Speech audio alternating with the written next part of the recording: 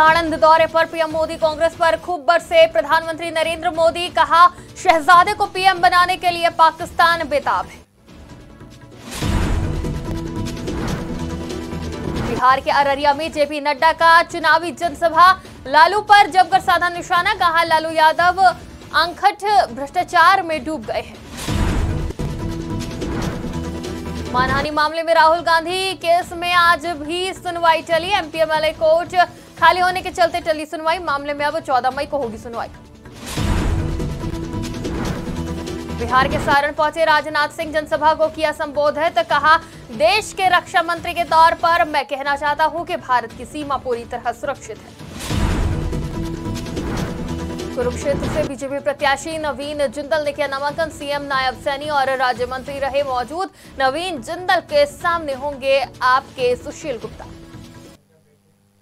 नमस्कार, आज की खबर में आपका स्वागत है। मैं हूं आपके साथ शिखा मेहरोत्रा। रुक करते इस वक्त की बड़ी खबर की तरफ। लखनऊ में बीजेपी की बड़ी बैठक में गृह मंत्री अमित शाह मौजूद। सीएम योगी आदित्यनाथ और डिप्टी सीएम ब्रजेश पाठक भी बैठक में मौजूद। प्रत्याशियों पर होगा मंथन। बड़ी खबर आपको बता रहे हैं, जहां लखनऊ में बीजेपी की बड़ी बैठक देखने को मिल रही है। गृह मंत्री अमित शाह भी इस बैठक में मौजूद हैं। CM Yogi Adityanath, deputy CM Brajesh Pathak भी इस बैठक में मौजूद हैं। इस बैठक में प्रत्याशियों के ऊपर मंथन होगा। जिन सीटों पर अभी भाजपा ने अपने प्रत्याशियों की घोषणा नहीं करी है, उस पर इस बैठक में मंथन हो रहा है। रुक करते आज की बड़ी खबरों का। प्रधानमंत्री नरेंद्र मोदी गुरुवार को गुजरात में लोकसभा चुनाव 2024 के लिए भारतीय जनता पार्टी के लिए प्रचार कर रहे हैं।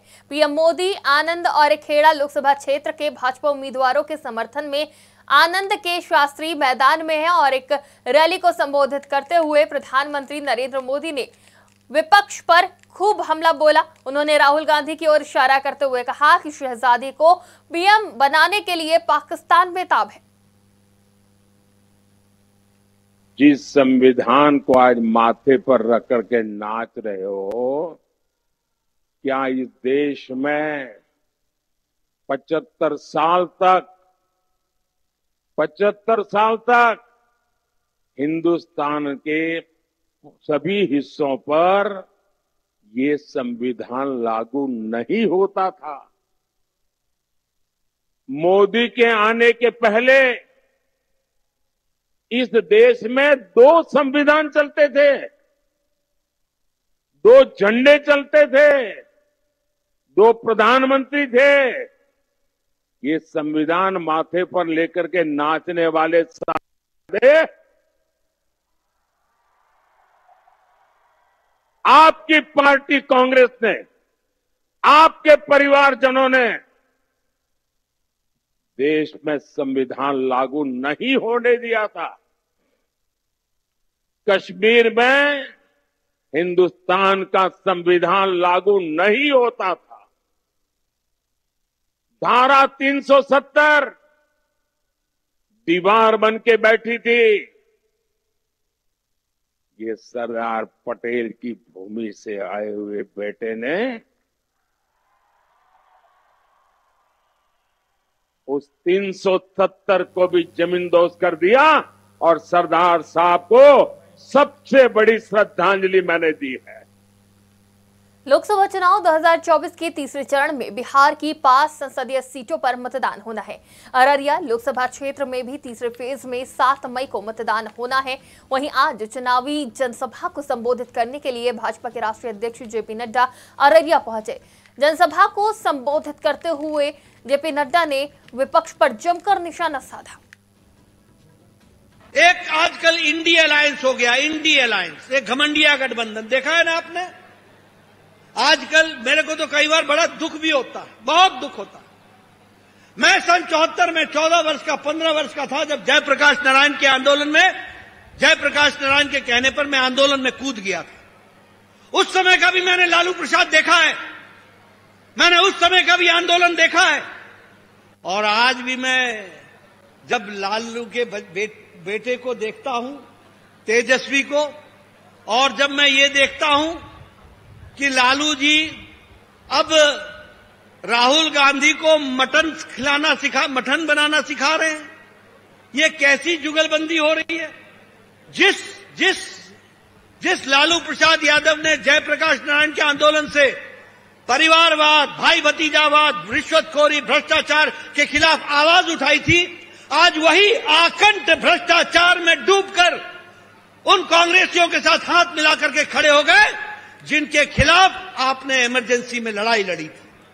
क्या आपका समय आ गया? क्या स्थिति आ गई?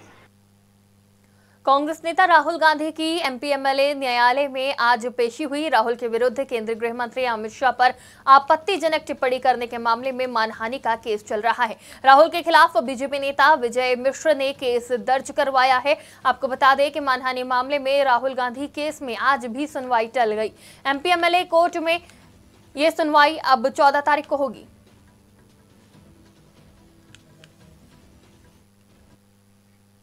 सारण के वर्तमान सांसद और बीजेपी प्रत्याशी राजीव प्रताप रूडी आज नॉमिनेशन किया। नामांकन के बाद राजेंद्र स्टेडियम में जनसभा हुई, जिसमें रक्षा मंत्री राजनाथ सिंह, भाजपा नेता रविशंकर प्रसाद, शहनवाज हुसैन समेत कई बड़े नेता शामिल हुए। मौके पर राजनाथ सिंह ने कहा कि इस देश के रक्षा मंत्री के तौर पर मैं कहना चाहता हूं कि भारत की सीमा पूरी तरह सुरक्षित है। भारत सीमा के भीतर और जरूरत पड़ने पर सीमा पार भी मार सकता है। वहीं आपको बता दें कि आरजेडी ने इस सीट से रोहिणी आचार्य को मैदान में उतारा है। सारण में 5वें चरण में 20 मई को मतदान होना है।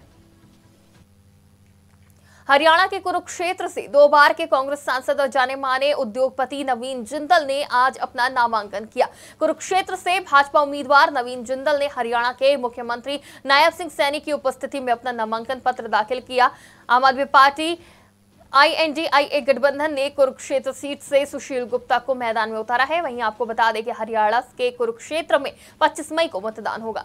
कलायत, शाहबाद, थानेसर, कहवा, लाडवा सभी इलाकों का जो है हम चौमुखा हम विकास करेंगे और लोगों का बहुत प्यार और समर्थन मुझे मिल रहा है और लोगों का एक अटूट विश्वास के नेतृत्व में और भारतीय जनता पार्टी के अंदर जिस तरह से पिछले 9.5 वर्षों के अंदर हरियाणा सरकार ने जगह जगह काम किया है, जिस तरह से अभी माननीय मुख्यमंत्री जी बता रहे थे कि वो सब काम को लेकर के लोगों का जो है बहुत एक अटूट विश्वास है और मैं बहुत ही लोगों का, भारतीय जनता पार्टी के सभी कार्यकर्ताओं का, सभी नेताओं का, सभी का।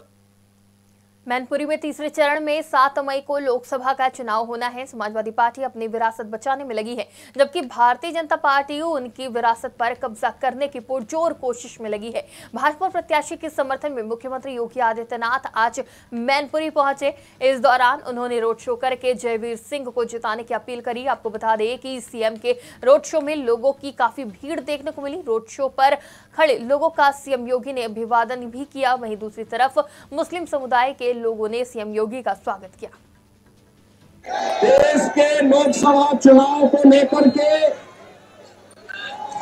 पूरे देश के अंदर आज जो माहौल है, उस माहौल को ध्यान में रखते हुए मैनपुरी भी इस बार परिवर्तन की राह पर चल रहा है। आपके उत्साह के माध्यम से स्पष्ट दिखाई दे रहा है। इनके द्वारा एक प्रयास किया जा रहा है कि कैसे भी हो देश के अंदर अनुसूचित जाति, जनजाति और पिछड़ी जाति के आरक्षण के अधिकार पर सेध लगाकर उसको अल्पसंख्यकों को बांटने की साजिश कांग्रेस और सपा के द्वारा एक और करने का कुत्सित प्रयास हो रहा है, तो दूसरी ओर इनके द्वारा देश के अंदर मुस्लिम तुष्टीकरण की पराकाष्ठा पर चलते हुए गौ हत्या को प्रश्रय देने के कुत्सित चेष्टा भी कांग्रेस कह रही है हम करेंगे। बहनों भाइयों, इंडी गठबंधन को वोट देने का मतलब भारत की आस्था के साथ खिलवाड़। आज की बड़ी खबरों में फिलहाल इतना ही। देश और दुनिया की तमाम खबरों के लिए देखते रहिए आज की खबर।